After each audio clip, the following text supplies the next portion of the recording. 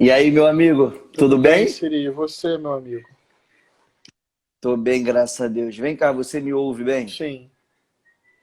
E tá sincronizado para você? Está, daqui a pouquinho vai falhar e certamente vai ser responsabilidade sua. Não, mas aí que tá o problema, aí que tá a questão. Melhor, não é um problema, aí que tá a questão. Hoje veio um abençoado aqui da Team Live, cara, gente boa toda a vida. E quando eu perguntei, falei, irmão, qual o teu nome? Aí ele, pode me chamar de Meleca. Falei, Meleca, você vai me ajudar então? Ele, vou te ajudar. E aí, meu irmão, agora vai ficar aqui, ó, sincronizado. Ele falou, ó, pode fazer a tua live que tu vai voar. Então, por isso, não vai. Se der problema, a partir do Meleca, se der problema, é culpa sua. Não, aí você chamou Meleca pra Tá cá. bom? Meu irmão, vem cá, olha só. Primeiro, que bom, mais uma terça-feira aqui conversando com você. É aquele, só para quem está chegando aí, que o nosso papo de fé e cidade não é uma coisa, é um pouquinho diferente das lives que a gente faz naturalmente, né, de uma hora. É aqui 20 minutinhos mesmo, que a gente coloca um tema. Hoje é direito à moradia e as pessoas em situação de rua. E aí, então hoje é aquele bate-bola, mas é importante jogar a mensagem aqui para as pessoas refletirem, ainda mais nesse momento aí de pandemia, que é bom esses temas estarem também na reflexão diária de cada um e cada um. Então é isso, meu irmão. Assim, eu estava dando uma pesquisada, né? E a gente vê, né, cara, o Brasil como um todo tem mais de 6 milhões de pessoas, melhor, 6 milhões de famílias que não têm casa, não têm moradia. E ao mesmo tempo, esse mesmo Brasil tem mais de 6 milhões de imóveis desocupados. Isso é uma coisa que, assim, não precisa. A lógica e a razão diz, não precisa nem construir novos imóveis, né? É simplesmente encaixar. Mas só que não é a lógica que nós vivemos, e isso não é diferente aqui na cidade do Rio de Janeiro. E essa é a grande angústia. E quando a gente vê, nós falamos, né, na semana passada também de esporte e lazer, né? A gente vê que o direito à cidade não acontece em diversos âmbitos dessa cidade do Rio de Janeiro. Eu sempre, né, por uma questão territorial, e o qual eu sempre levanto a minha bandeira aqui, é a questão da Zona Oeste da cidade do Rio de Janeiro, né, cara? Eu estava lembrando aqui, como estava falando em relação a direito à moradia, meu amigo, eu lembrei do Eduardo Paes. Uma certa entrevista, eu esqueci qual entrevista exatamente, mas perguntaram para ele assim: Eduardo Paes, o que você faria diferente na sua gestão? Aí ele falou assim: pô, uma coisa que eu me arrependo é de não ter feito, na época ali do Minha Casa e Minha Vida, que bombou na gestão dele, né, que foi de 2008 a 2016, ele falou que ele colocaria essas moradias mais perto do centro. Aí tu vê que não tem verdade nisso, né? Porque aí, ao mesmo tempo, eu lembrei, o cara não tinha nem secretaria de planejamento. Se você não tem uma secretaria para planejar a sua cidade, não é o acaso que você me coloca uma quantidade enorme não é nem periferia, é no extremo da periferia da cidade do Rio de Janeiro, que é a Zona Oeste. Como eu estou falando isso, é porque teve um momento isso foi em 2016 também, eu acho, no finalzinho do mandato dele ali, a Câmara dos Vereadores estavam discutindo para separar a Zona Oeste, que o Recreio Barra da Tijuca seria a Zona Oeste, e aqui é onde eu moro, né? Enfim, Guaratiba, Santa Cruz, Campo Grande seria a extrema Zona Oeste. Mas, enfim, ele pegou. Isso é uma realidade, por isso que eu. Era uma brincadeira. Eu não sou bom de piada igual a você, né? Mas, enfim. Foi uma brincadeira. Mas, assim, é para você ver a lógica dessa galera. Assim, é uma lógica que não falam que se arrepende de alguma coisa, sendo que a gente sabe que a especulação imobiliária que ditou esse direito à moradia da nossa população. E a gente vê que hoje tem diversas pessoas que moram por conta do Minha Casa e Minha Vida. Aqui em Campo Grande, eu digo em Santa Cruz, Manguariba, Palmares, são quase subbairros aqui que a gente vê com uma quantidade imensa de pessoas morando, só que sem o mínimo de infraestrutura, o mínimo de acesso à saúde, o mínimo, o transporte não dá acesso basicamente nenhum, é difícil demais. Enfim, é um pouco sobre isso que eu já queria levantar aqui a bola, esse Brasil que nós vivemos, que a lógica era somente ligar os pontos, mas não vivemos, né? A partir da razão e da lógica, infelizmente, e aí trazendo para o nosso território e trazendo aqui para a cidade do Rio de Janeiro, falando do direito à moradia, essa é mais ou menos o parâmetro que a gente vê, enfim, são as consequências da especulação imobiliária, que quando não tinha secretário de planejamento, porque é óbvio, tinha uma secretaria sim da galera, né, dos grandes empreiteiros aí que ditava aonde seria a lógica da moradia da população. Pois é, seria fruto de um país muito desigual, fruto de governos que colocam o interesse do mercado, literalmente o interesse do mercado, acima do interesse da população e da demanda por direitos fundamentais, como o direito à moradia. Então, o que a gente vê, por exemplo, no espaço da cidade, é que muitas áreas ficam literalmente esperando uma valorização e depois são vendidas. Ou seja, ao invés da propriedade cumprir a sua função social, que é um dispositivo constitucional, ela fica ali reservada, esperando alguma movimentação para ser valorizada e depois ser vendida. Então, um grupo ganha muito dinheiro vendendo, comprando e não construindo para que as pessoas possam morar. Por isso que a gente fala em especulação imobiliária. Especulação imobiliária significa que um determinado grupo ganha dinheiro especulando em cima de áreas da cidade, enquanto milhares de pessoas não têm acesso a uma moradia digna. Qual seria a função do Estado? Utilizar o dispositivo da função social, utilizar os dispositivos do Estatuto da Cidade, uma lei federal que existe e que disciplina o uso e ocupação do solo, para você poder usar esses espaços para efeito de interesse público, para efeito de interesse social. E um interesse público fundamental é que as pessoas possam morar com segurança, morar com acesso à cobertura de serviços, morar com dignidade. Então, o que você está falando aí é retrato de um país desigual e que coloca a lógica do mercado e o lucro acima da dignidade das pessoas, e isso provoca muitas tragédias. Primeiro, você já colocou, nós temos moradores de rua, pessoas que não têm sequer acesso à moradia, é o limite da precariedade. Tem 1000 histórias diferentes, diversos fatores que podem explicar, mas no limite é fruto de desigualdade, sim.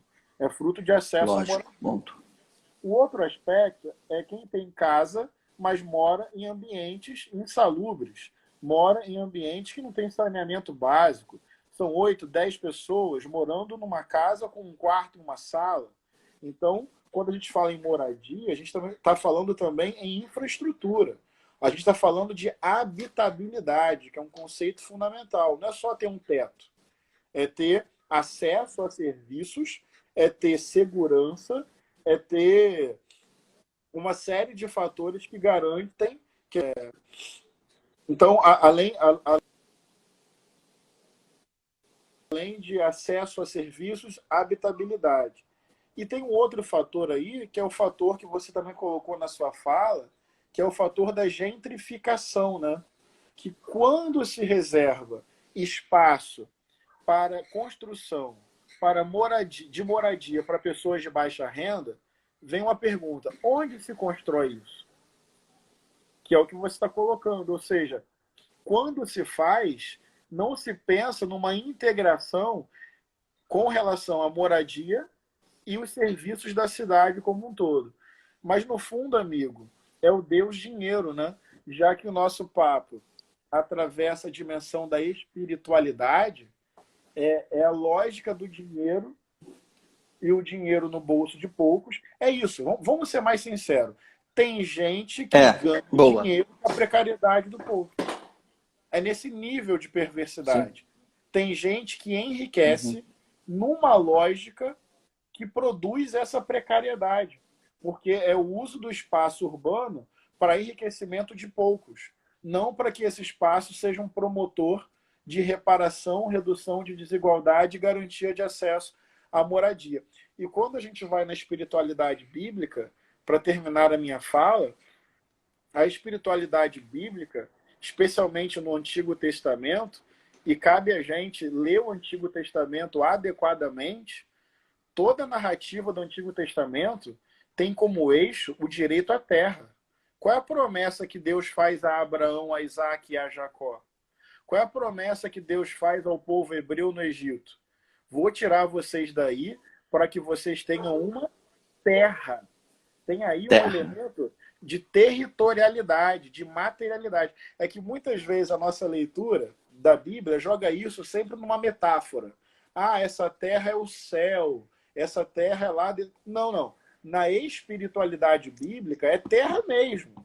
É um lugar para você fixar, para você estabelecer-se, para você ter o quê? Moradia. A promessa de Deus para o povo é: quero chamar vocês por um lugar para que vocês sejam livres e tenham a sua territorialidade, a sua habitabilidade, a sua resistência, para que vocês tenham uma terra boa que emana leite e mel.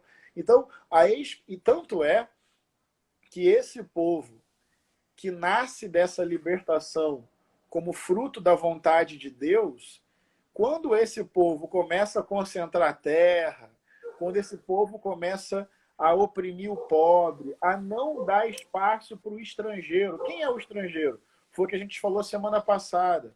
É a pessoa que não tem acesso à própria terra. As pessoas, deixam de lado, deixam de fora.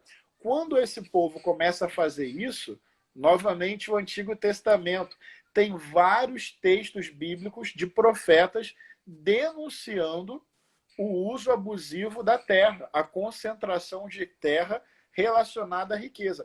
Vamos lembrar, Siri, o povo de Israel era um povo de agricultura, era um povo de pastoreio.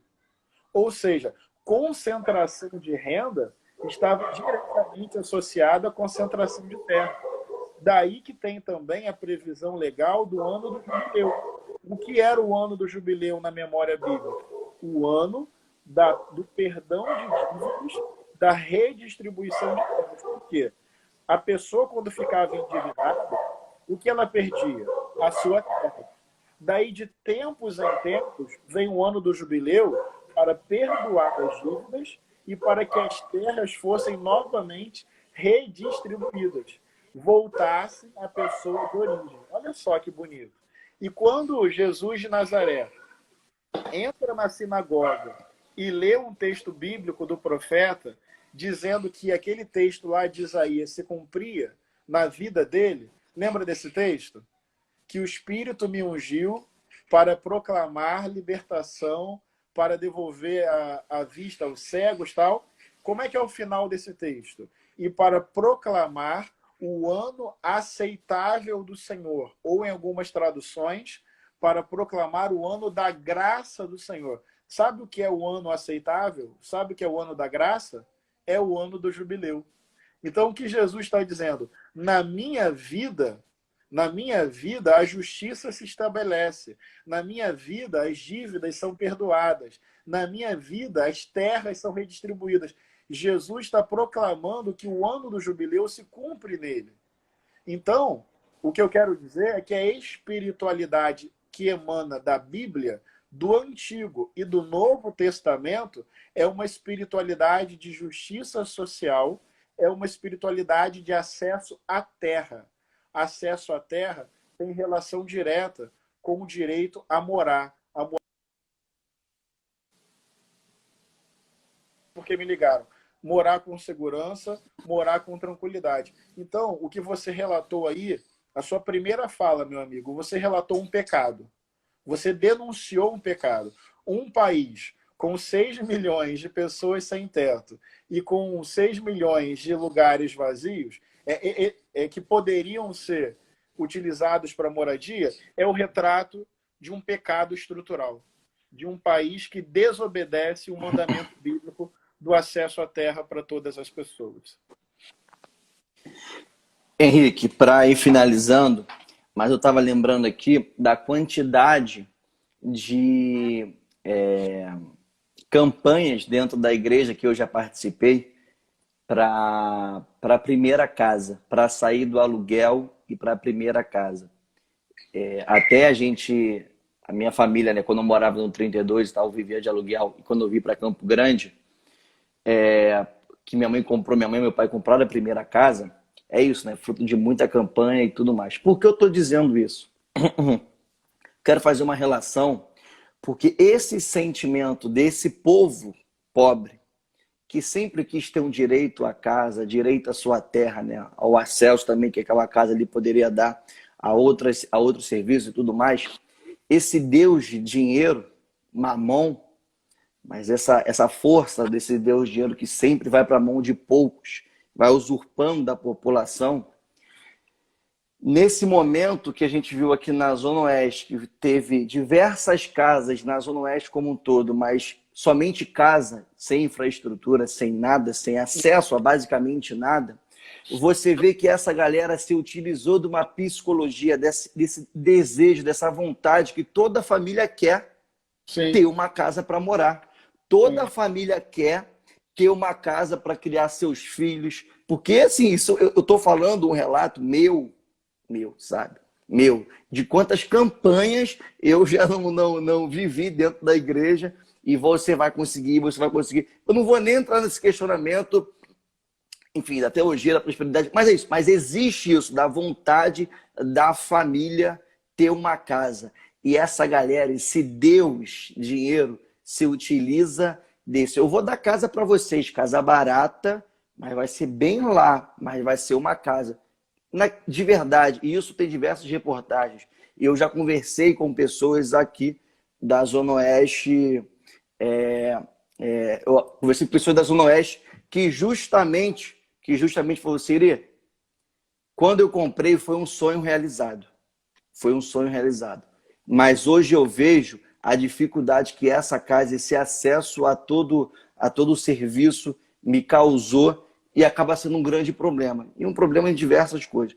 Mas eu acho que é isso, meu amigo. Assim, esse nosso papo de fé e cidade vai ter sempre esse direcionamento de apontar os pecados estruturais, tentar trazer para a realidade ali a percepção de cada coisa, desses pecados, né, que estão aí vigentes, estão aí aos nossos olhos, mas a gente, infelizmente, acabou naturalizando. Mas a gente não quer isso. A partir do nosso olhar do Evangelho, sim, da nossa espiritualidade, nossa fé em Cristo, a gente quer denunciar essa cidade que é totalmente desigual. É isso aí, seria. Só dois comentários rapidinhos para a gente terminar.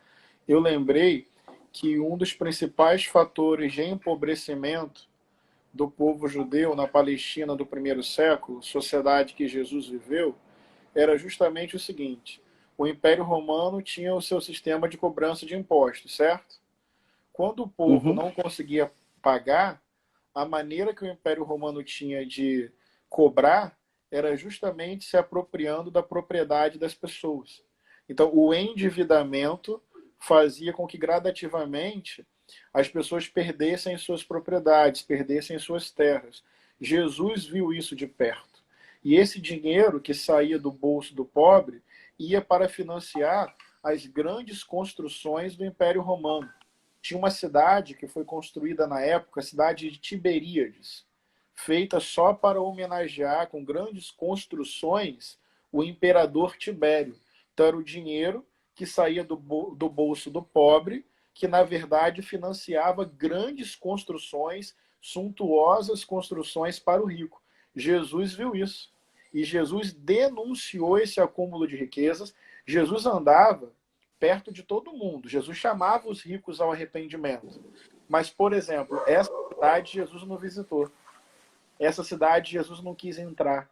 Então, tem uma demarcação na espiritualidade de Jesus, que é uma demarcação política, de denúncia desse tipo de acúmulo que devora a casa do pobre, que destrói a família do pobre, para poder promover a riqueza de quem já é rico. Isso é antiético, isso é imoral, isso é anti-espiritualidade do Evangelho. E a segunda observação que Sim. eu queria fazer, não sei se você concorda comigo, não tem nenhum problema construir casas populares na Zona Oeste. A gente não está questionando isso. A gente está questionando, Lógico. o que a gente está questionando é, junto com a moradia, vai chegar saneamento? Vai chegar hospital? Vai chegar escola? Vai chegar equipamento de cultura, equipamento de esporte? Vai chegar creche. Vai chegar creche? Vai chegar iluminação pública? Porque é isso que a gente quer para a Zona Oeste do Rio. Beleza. Lógico, é lógico. Essa é a tua luta, é a luta do teu lógico.